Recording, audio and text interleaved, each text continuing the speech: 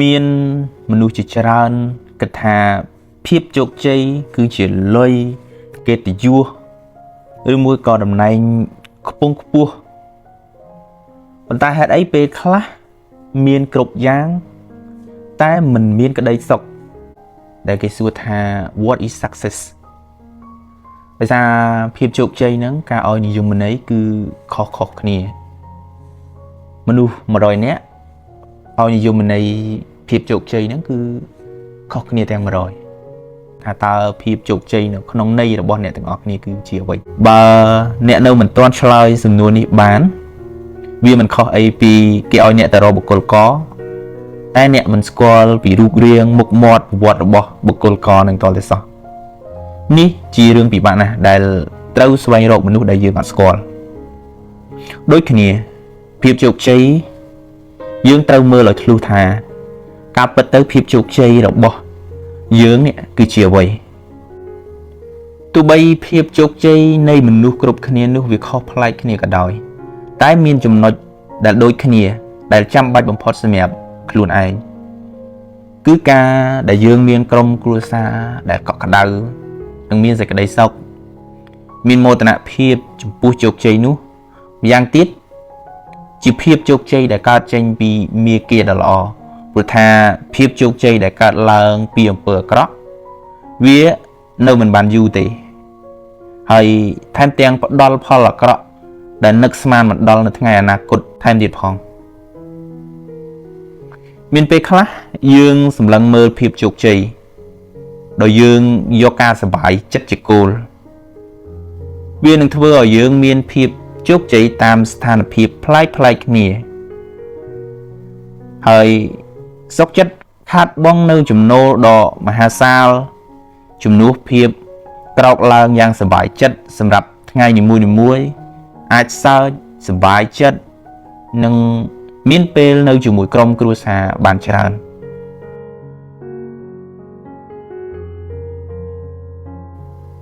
នោះគឺជាប្រភេទនៃភាពជោគជ័យដែលគួរយកតម្រាប់តាមព្រោះថាពេលខ្លះយសស័ក្តិធំប៉ុណ្ណាក៏ដោយ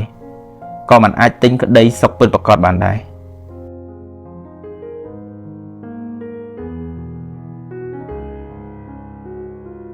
Leonardo da Vinci មិនត្រឹមតែជាមនុស្សអច្ឆរិយៈខាងផ្នែកវិចិត្រករ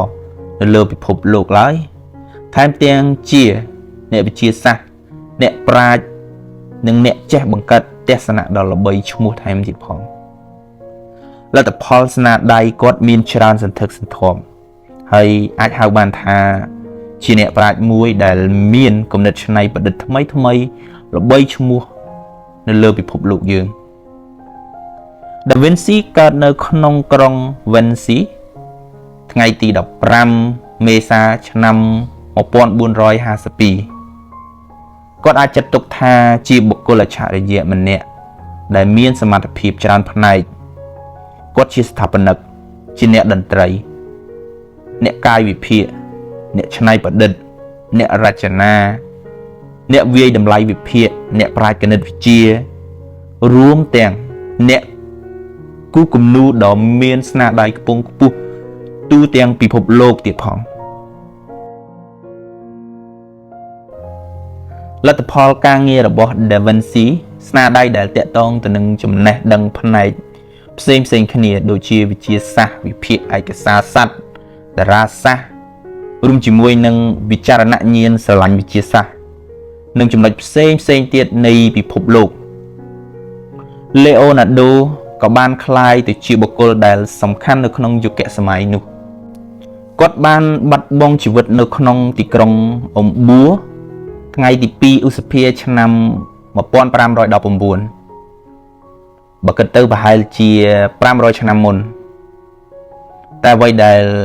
គាត់គិតនឹងបង្កើតឡើងនោះមានវត្ថុជាច្រើនអាចចាត់ទុកថាជាវត្ថុនៃមរតករបស់ពិភពលោកនិងពិបាកអ្នកណាដែលអាចធ្វើដូចគាត់បានជាពិសេសនោះគឺការគិតរបស់យើងនេះឯងប៉ុន្មានឆ្នាំនេះមានសៀវភៅមួយក្បាលដែលមានឈ្មោះថា How to Think Like Leonardo da Vinci និពន្ធដោយ Michael J. Gibb ដែលជាសៀវភៅមួយមាន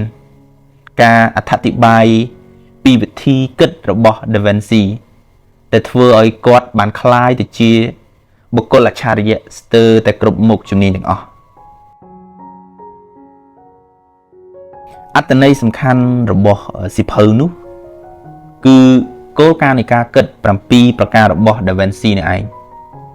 ដែល Michael បានប្រមូលទិន្នន័យពីការកត់ចំណាំទុករបស់ Da Vinci និងពីកន្លែងផ្សេងទៀតដែលគេបានដាក់ឈ្មោះជាភាសាអ៊ីតាលីដើម្បីជាកិត្តិយសរបស់ Da Vinci ដែលគោលការណ៍នៃការគិតទាំង7ប្រការរួមមាន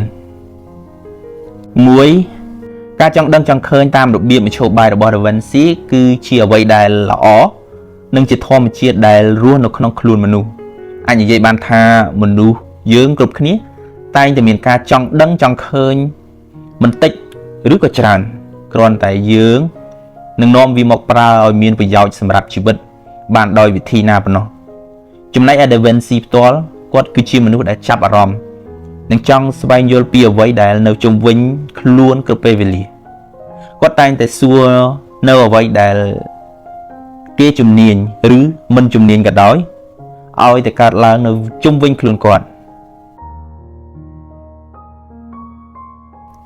ការដែលចង់ដឹងចង់ឃើញនិងចង់ធ្វើអ្វីគ្រប់យ៉ាងទាំងឡាយនោះធ្វើឲ្យគាត់មិនបញ្ឈប់នៅការស្វែងរកនៅអ្វីដែលថ្មីដាក់នៅក្នុងខ្លួនគ្រប់ពេលវេលាដោយ Da Vinci តែងតែចោទសួរពីអ្វីដែលនៅជុំវិញខ្លួនគេដែលយើងដឹងស្រាប់ទៅហើយថាការសួរដ៏សមស្របនឹងប្រពៃនោះនាំទៅកាន់ការគិតដ៏មានអត្ថន័យជ្រាលជ្រៅដើម្បីអភិវឌ្ឍការគិតបើយើងលើកយកចំណុចល្អៗតាម Da Vinci មកគ្រប់គ្រងហើយនោះយើងនឹងដឹងថាវប្បធម៌និងអ្វីដែលថ្មីតែងតែកើតឡើងភាគច្រើន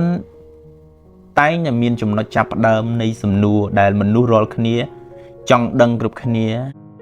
ជាពិសេសសំណួរដែលភាសាបារាំងគេហៅថា what if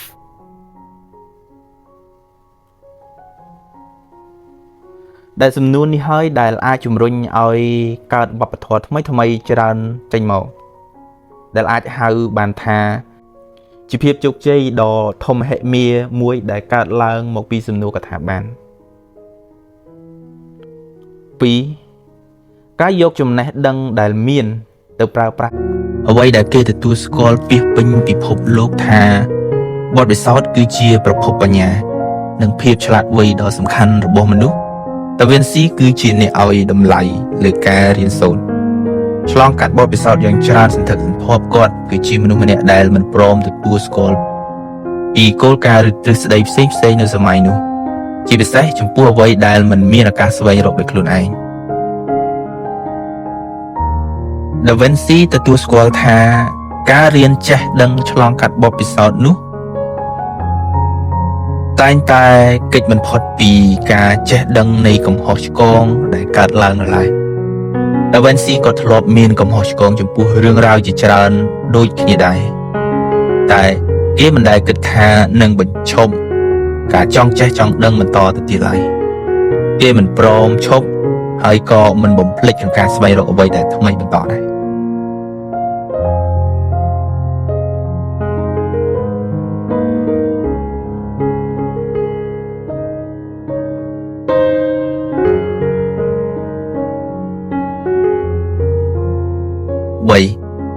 ការផ្លាស់ប្ដូរនិងការកែប្រែអភិវឌ្ឍប្រព័ន្ធប្រសាទទាំង5 Da Vinci គឺជាបុគ្គលម្នាក់ដែលផ្ដល់សារៈសំខាន់ដល់ញាណទាំង5គឺការមើលឃើញស្ដាប់ឮការប៉ះស្ទាបការទទួលដឹងរសជាតិនិងក្លិនជាពិសេសចំពោះការមើលឃើញតាមរយៈរូបគំនូរដែលគេគូសព្រមជាមួយនឹងការស្ដាប់សំឡេងតន្ត្រីលើសពីនេះទៅទៀត Da Vinci ក៏បានផ្ដល់ភាពសំខាន់ដល់ប្រសាទនៅក្នុងបន្ទប់ធ្វើការរបស់គាត់ពោពេញទៅដោយក្លិនផ្កានិងទឹកអប់ក្រអូបគ្រប់ពេលវេលាចំណែកអាហារវិញ Da Vinci ផ្ដោតសំខាន់ទៅលើមុខម្ហូបនិងរសជាតិនៃអាហារយ៉ាងខ្លាំងមានអ្នកខ្លះអាចមិនដឹងថា Da Vinci គឺជាមនុស្សដំបូងដែលបង្កើតគំនិតក្នុងការធ្វើអាហារ cocktail សម្រាប់ពិធីជប់លៀងផ្សេង ដែលคล้ายទៅជាទីពេញនិយមយ៉ាងខ្លាំងនាពេលបច្ចុប្បន្នគេបានបញ្ជាក់ទៀតថាមនុស្សយើងរាល់គ្នារមែងតែមើលមិនឃើញស្ដាប់មិនឮប៉ះមិនដឹងញ៉ាំមិនដឹងរសជាតិដកដង្ហើមមិនដឹងក្លិនក្រអូបឡើយហើយអ្វីដែលសំខាន់បំផុតនោះគឺការនិយាយដោយមិនបានគិតហើយអ្វីទាំងឡាយនេះឯងដែលជាតួអង្គបំផ្លាញគំនិតច្នៃប្រឌិតបង្កើតឡើងរបស់មនុស្សលោកយើងនេះឯងដាវិនស៊ីបានផ្ដល់សារៈសំខាន់ដល់អ្វីៗនៅជុំវិញខ្លួនដែលធ្វើការងារឲ្យវាស័ក្តិសមទៅនឹងប្រព័ន្ធសរសៃប្រសាទរបស់ខ្លួនយ៉ាងខ្លាំងហើយអ្វីដែលសំខាន់ដាវិនស៊ីសូមធានាតែម្ដងថាញៀនដែលតាក់ទងទៅនឹងការប៉ះស្ទាបនោះប្រៀបបីដូចជាអាហារសម្រាប់ឲ្យរីកចម្រើនធំធាត់យ៉ាងអញ្ចឹងដែរលក្ខខណ្ឌរបស់ Da Vinci បានធ្វើការប្រែក្លាយជាជំនួយបន្ថែមទៅលើការគិតច្នៃប្រឌិតឡើងសាជាថ្មីបើយើងបានកែលម្អបរិយាកាសនៅជុំវិញក្នុងការធ្វើការត្រឹមត្រូវចំពោះការច្នៃប្រឌិតនោះវានឹងផ្ដល់ផលចំពោះការអភិវឌ្ឍប្រព័ន្ធខួរក្បាលធ្វើឲ្យកើនឡើងនៅគំនិតច្នៃប្រឌិតថ្មីៗបានគ្រប់ពេលវេលាដោយមើលឃើញពីគំរូតាមក្រុមហ៊ុនគូប្លង់ក្រុមហ៊ុនឃោសនាឬក្រុមហ៊ុនដែលធ្វើការតាក់ទងទៅនឹងវិស័យសិល្បៈនិងមានការតុបតែងក្រុមហ៊ុនរបស់គេឲ្យមើលទៅស័ក្តិសមជាទីកន្លែងធ្វើការយ៉ាងពិតប្រាកដដែលខុសឆ្លាស់ពីក្រុមហ៊ុនដែលធ្វើការតាក់ទងទៅនឹងតួរលេខឬអ្វីដែលធ្ងន់ដែលមើលទៅសោកសៅអបសុកហើយសម្រាប់អ្នកធ្វើការវិញគឺពោពេញទៅដោយទឹកមុខក្រៀមក្រំនៅស្ងាត់ស្ងៀមដូចជាមនុស្សយន្តចំណុចទី4ត្រៀមរួចជាស្រេចក្នុងការទទួលយកនៅភាពស្រពិចស្រពិលគឺជាភាពត្រៀមរួចជាស្រេចក្នុងការទទួលរងនៅភាពស្រពិចស្រពិលភាពប្រកួតប្រជែងនិងភាពមិនប្រកបវិជ្ជាមានការងារពិសោធន៍ចិត្តវិទ្យាមួយបានលើកយកមកនិយាយរៀបរាប់ថាមនុស្សយើងពេលធ្វើការងារប្រមាណជា1ម៉ោងហើយសម្រាប់ឲ្យបានប្រមាណជា10នាទីក្រោយពីនោះវានឹងធ្វើឲ្យយើងបានចងចាំចំពោះការងារដែលយើងធ្វើក្នុងរយៈពេលតែ1ម៉ោងនោះបានយ៉ាងច្បាស់ជាងការដែលយើងធ្វើការងារក្នុងរយៈពេលយូរអ្នកវិភាគហៅថាព្រឹត្តិការណ៍ទាំងឡាយនេះDa Vinci ស្វែងរកឃើញកាលពីប្រមាណ100ឆ្នាំមុនចំណុចទី5ការបង្កើតឲ្យមានតុល្យភាពគ្នារវាងវិទ្យាសាស្ត្រសិល្បៈហេតុនិងការសម័យនៅក្នុងរឿងនេះចង់មានន័យថាការបង្កើតឲ្យមានភាពស៊ីរវាងវិទ្យាសាស្ត្រសិល្បៈហេតុផលនិងការសម័យឬមួយទៀតគឺហៅថាការគិតដោយប្រើខួរក្បាលទាំងអស់ពួកយើងប្រហែលជាដឹងហើយថាខួរក្បាលយើងមាន2ផ្នែកអ្នកដែលចូលចិត្តប្រើខួរក្បាលផ្នែកខាងស្ដាំគឺជាពួកដែលប្រើគំនិតសិល្បៈផ្ដោតលើសបញ្ញៈក្នុងការសម្រេចចិត្តចំណែកឯអ្នកដែលប្រើខួរក្បាលផ្នែកខាងឆ្វេងគឺជាពួកដែលចូលចិត្តប្រើគោលការណ៍ការគិតវិភាគនិងការសម្រេចចិត្តដែលមានហេតុផលមនុស្សភាគច្រើនតែងតែប្រើខួរក្បាលត្រឹមតែម្ខាងនៅក្នុងការគិតឬសម្រេចចិត្តហើយភាគច្រើនអ្នកដែលប្រើខួរក្បាលខាងឆ្វេងពួកគេចូលចិត្តប្រើហេតុផលគឺរៀនពូកែមានគោលការណ៍ច្បាស់លាស់តែខ្វះគំនិតច្នៃប្រឌិតក្នុងខណៈដែលអ្នកប្រើខួរក្បាលខាងស្ដាំតែងមានអារម្មណ៍ថាខ្លួនឯងចូលចិត្តគិតរវើរវាយដោយខ្វះការពិចារណាឬហេតុផល Da Vinci ចាត់ទុកថាគឺជាបុគ្គលអច្ឆរិយៈដែលប្រើខួរក្បាលទាំងពីរផ្នែកក្នុងការគិតព្រោះយើងនឹងឃើញថាគេគឺជាអ្នកគិតនៅលើโลกនេះប្រហែលជាមានមនុស្សមិនច្រើនទេដែលប្រើខួរក្បាលទាំងពីរផ្នែកបានប្រកែកដូច Da Vinci ចំណុចដែលគួរឲ្យចាប់អារម្មណ៍របស់ Da Vinci មិនបានញែកវិទ្យាសាស្ត្រនិងសិល្បៈចេញពីគ្នាយ៉ាងច្បាស់លាស់ទេ Da Vinci ទទួលស្គាល់ថាក្នុងការច្នៃប្រឌិតការងារសិល្បៈនោះគេបាននាំយកគោលការណ៍ខាងវិទ្យាសាស្ត្រចូលរួមផ្សំធ្វើឲ្យ Da Vinci ក្លាយទៅជាមនុស្សដែលអាចមើលឃើញទាំងរូបភាពជារួមព័ត៌មានលម្អិតនៃរឿងផ្សេងៗបានព្រមគ្នាតែម្ដងបញ្ហាដែលតែងតែជួបប្រទះនៅក្នុងកន្លែងធ្វើការគឺមនុស្សភាគច្រើនតែងតែផ្ដោតទៅលើអ្វីដែលយើងមានអ្នកដែលចូលចិត្តប្រើខួរក្បាលខាងឆ្វេងតែងតែគិតរហូតថាខ្លួនឯងខ្វះ គំនិតច្នៃប្រឌិតចំណែកឯអ្នកដែលប្រើប្រាស់ខួរក្បាលខាងស្ដាំតែងគិតថាខ្លួនឯងខ្វះវិន័យនិងមិនចេះគិតរកហេតុផលតាមពិតទៅយើងត្រូវចេះអភិវឌ្ឍការប្រើប្រាស់ខួរក្បាលទាំងពីរផ្នែកព្រមគ្នានោះគឺឲ្យកើតតុល្យភាពរវាងសិល្បៈនិងវិទ្យាសាស្ត្ររវាងសភាវគតិនិងហេតុផលរវាងការលេងនិងការដាក់ចិត្តធ្វើឬរវាងការរៀបគម្រោងនិងការធ្វើតាមចិត្តខ្លួនឯងមរតកក្នុងការគិតរបស់ Da Vinci នៅក្នុងរឿងនេះត្រូវបានអភិវឌ្ឍឡើងគឺជាគោលគំនិតដែលនិយមប្រើក្នុងពេលបច្ចុប្បន្នក្នុងរឿងរបស់ Mind Map ដែលត្រូវអភិវឌ្ឍឡើងមកដោយអ្នកគិតម្នាក់ជនជាតិអង់គ្លេសឈ្មោះថា Tony Buzan Mind Map ឬផែនទីគំនិតជាវិធីកត់ត្រាគំនិតដើម្បីឲ្យឃើញរូបភាពនៃគំនិតដែលមានច្រើនទស្សនៈនិងទូលំទូលាយតែក៏មិនទាន់មានប្រព័ន្ធគំនិតឡើយវាគ្រាន់តែជាការសរសេរកត់ត្រាតាមគំនិតដែលកើតឡើងនៅក្នុងពេលនោះតែប៉ុណ្ណោះការសរសេរក៏មានលក្ខណៈដូចជាដើមឈើដែលបែកមែកសាខាធ្វើឲ្យខួរក្បាលបានគិតបានធ្វើតាមធម្មជាតិនិងមានការគិតស្រមើស្រមៃវែងឆ្ងាយដោយការប្រើរូបភាពប្រើពណ៌ប្រើខ្សែបន្ទាត់និងការតភ្ជាប់ជំនួសការកត់ត្រាសង្ខេបលក្ខណៈដដែលមានការនិយាយតគ្នាថាបើមានការប្រើ Mind Map យ៉ាងខ្ជាប់ខ្ជួននឹងคล้ายទៅជាការវឹកហាត់ខួរក្បាលទាំងពីរផ្នែកធ្វើការព្រមគ្នាបានយ៉ាងមានតុល្យភាពដូចជា Da Vinci ដែរព្រោះការប្រើ Mind Map គឺជាការរួមបញ្ចូលសិល្បៈនិងរូបភាពជាមួយនឹងខ្លឹមសារសំខាន់នោះឯងទី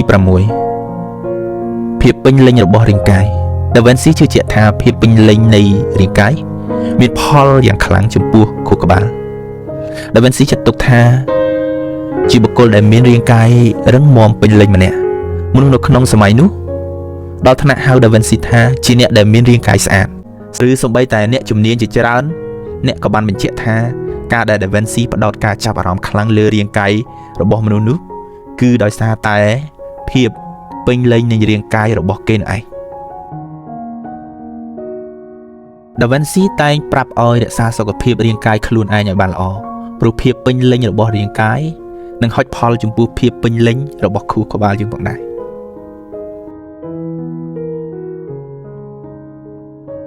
ចំណុចទី7ការគិតបែបប្រព័ន្ធឬបែបរួមគឺជាការផ្ដោតសំខាន់លើសម្ព័ន្ធភាពរវាងអ្វីៗផ្សេងដោយយើងស្គាល់ច្បាស់នៅក្នុងនាម System Thinking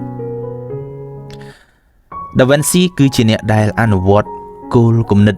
នេះរហូតមកការងារច្រើនយ៉ាងរបស់ Da Vinci បង្ហាញឲ្យយើងឃើញពីសមត្ថភាពរបស់គាត់ក្នុងការគិតបែបរួមឬសម្ព័ន្ធភាពរវាងបច្ច័យផ្សេងៗរូបភាពជាច្រើនរបស់ Da Vinci ក៏ជាផលដែលបានពីសមត្ថភាពក្នុងការផ្សះផ្សាអ្វីផ្សេងៗចូលរួមជាមួយគ្នាផងដែរដោយគោលគំនិតនៅក្នុងចំណុចសំខាន់ចុងក្រោយរបស់ Da Vinci មានការស៊ីចង្វាក់គ្នាជាមួយនឹងគំនិតមួយក្នុងរឿងរបស់អង្គការនៃការសិក្សា Learning Organization ដែលកំពុងទទួលបានការនិយមយ៉ាងខ្លាំងនាពេលបច្ចុប្បន្នបើសាក់លបងពិសោធន៍ហើយកើតផលល្អសូមជួយប្រាប់តគ្នាផងយើងនឹងមានមនុស្សដែលគិតពូកែច្រើន